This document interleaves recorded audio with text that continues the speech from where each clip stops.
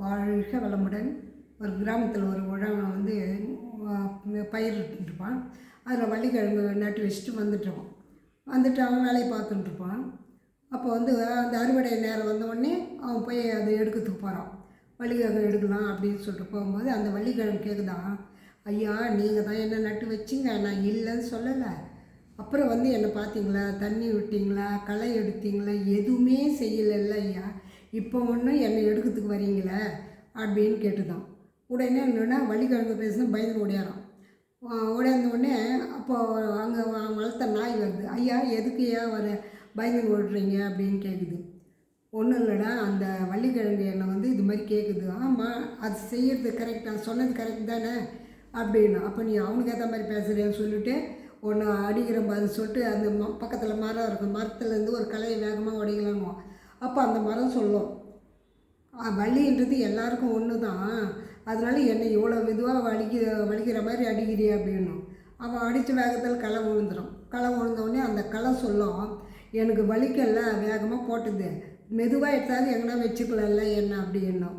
சரின்னு சொல்லிட்டு அவன் தூக்கி பாறை மேலே எடுத்து வைப்பான். பாறை மேலே வச்சோன்னா அந்த பாறை கேட்கும், ஐயா நான் என்ன சுமைதான் இங்கேயா தூக்கி அந்த இங்கே வச்சுட்டேன் அப்படின்னும். இவனுங்க இது உன்னோட பாறையும் பேசுதுன்னு சொல்லிட்டு அதை அப்படியே போட்டு இவன் ஓடிடுவான். வரும்போது ஒரு மீன் வளையத்துக்கு நடந்து வந்துட்டுருப்பான். எங்கேயா ஓடுற அப்படின்னு. இல்லை எனக்கு இது மாதிரி நடந்து ஒவ்வொன்றும் பேசுது அப்படின்னுவான். அப்போ வந்து அந்த வலை பேசும், மீன் வலை பேசும், ஐயா அந்த களை போட்டிங்கள்ல அது எடுத்தாந்தீங்களா இல்லையா, அங்கேயே வச்சிட்டிங்களா எடுத்தீங்களா இல்லையான்னு கேட்டுது.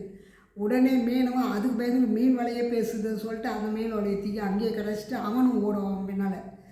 போன உடனே எதிரில் ஏன் வருவான், யார் அயன் பண்ணுறவன் ஒன்றா வருவான்.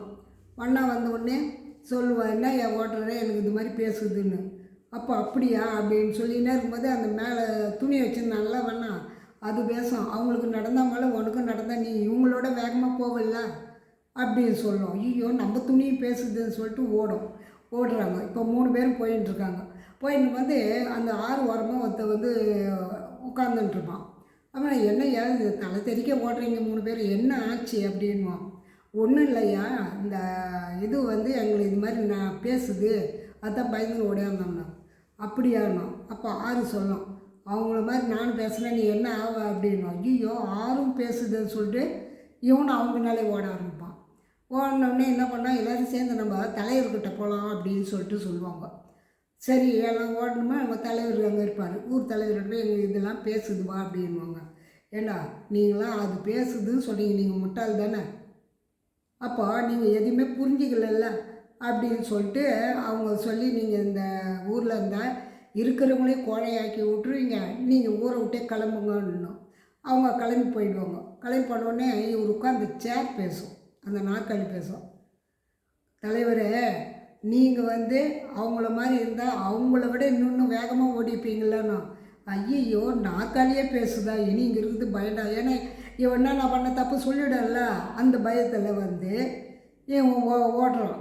இப்போ இதுக்கெல்லாம் என்ன காரணம், மனிதர்களையாக நாம் கூட ஒருத்தர் சொல்கிறாங்களேன்னு கேட்குறோமே தவிர ஒரு நிமிஷம் சிந்திக்கிறோமா இல்லையே. அவங்க சொன்னாங்க ஒரு பொருள் வாங்கினாலும் இவங்க வாங்குறாங்க அவங்க வாங்குறாங்கன்னு வாங்குறீங்க, பணம் வாங்கினாலும் அது மாதிரி பண்ணுறீங்க. ஒவ்வொரு இதுவும் சிந்திக்காமல் செயல்படுறதால் தான் நம்ம எவ்வளோ கஷ்டப்படுறோம். இனி யாராவது எதுவோ சொன்னாலும் அதை முதல்ல யோசனை பண்ணுங்கள். நீங்கள் அவங்க சொல்கிறது கரெக்டாக இல்லையான்னு ஒரு நிமிஷம் உட்காந்து யோசனை பண்ணுங்கள். அவங்களாம் யோசனை பண்ணாதே தானே ஓடுவாங்க, ஆனால் அது சொல்கிறது கரெக்ட் தானே.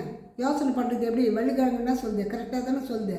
அதே மாதிரி நாய் என்ன சொல்லுது, அவங்க சொல்கிறது கரெக்டு, நீ அது மாதிரி நடந்துக்கல, அது 2வது சொல்லுது. 3வது என்ன, வலை, இவன் மீன் பிடிக்கிறான்னா அதோட வலி என்னன்னு தெரியுமா, தெரியாதில்ல. இவன் மட்டும் எதாவது போடுறான் விற்றுறான், இவன் பணம் ஆக்கிறானோ தவிர அது வலி அதுக்கு தானே தெரியும். அதே போல் அங்கேருந்து வந்து ஆறில் இருக்கிறவங்க கேட்கும்போது அந்த ஆறு என்ன சொல்ல, என்ன நீரெல்லாம் பாழாக்குறீங்களே, உங்களுக்கு மனசாட்சியே இல்லையான்னு அது கேட்குது. ஆனால் இது யாரும் உணர்ந்தாங்களா, சொல்கிறாங்களே தான் ஓடுறாங்களே தவிர நின்று நீ ஏன் சொல்கிற எதுக்கு சொல்கிறேன்னு கேட்டுருந்தா அந்த உணர்வுதல் வந்திருக்குல்ல, புரிதல் வந்திருந்தா அடுத்த இது செய்ய மாட்டாங்களா. நீரை ஒழுங்காக வச்சுருப்பாங்க, அவன் நிலத்துக்கு நல்லா தண்ணி பாய்ச்சி களை எடுத்திருப்பான். எவ்வளோ இருக்குது, ஒவ்வொருத்திலும் ஒவ்வொரு விஷயம் இருக்குதுங்க. அதனால தான் சொல்கிறேன், ஒரு நிமிஷம் அவங்க ஓடுற மாதிரி நீங்கள் ஓடாதீங்க. கலியுகம் மாறி போச்சு, நீங்கள் மட்டும் ஓடிக்கிறீங்க. வீட்டில் என்ன இருக்குது, என்ன நடக்குது, பசங்க எப்படி இருக்காங்க, முதல்ல உங்களை நீங்கள் பாருங்கள். உங்களை பார்த்து உங்கள் வீட்டில் எல்லோரும் எப்படி இருக்காங்கன்னு பாருங்கள். அத்தை கண்காணிங்க. அப்போ தான் பசங்க பின்னாடி நல்லாவே இருக்கும். ஏன்னா இப்போ எவ்வளோ நடக்குது அங்கங்கே, ஸ்கூல்லே ஏமாத்துறாங்க, இது பண்ணுறாங்கன்னு, போதை மருந்து விற்கிறாங்களே. இனி பார்த்தாவது பிள்ளைங்களை உங்கள் வீட்டில் இருக்கிற எத்தனை பேர்களோ அவங்க ஒவ்வொருத்தரும் கவனிங்க, மனசு விட்டு பேசுங்க. அப்போ தெரியும். நம்ம வீட்டு நல்லா ஆயிடுச்சுன்னா ஊர் நல்லா இருக்குமா, அப்புறம் நாடு நல்லா இருக்கும். நம்ம வீட்டில் இருந்து மட்டும் இந்த இது ஞாபகத்தில் வச்சு செஞ்சு பாருங்கள். எதுக்கும் அவசர உலகத்தில் அள்ளி தெளித்த மாதிரி நீங்கள் ஓடாதீங்க. பொறுமையாக இருந்து செய்யுங்க. வாழ்க வளமுடன், வாழ்க வளமுடன்.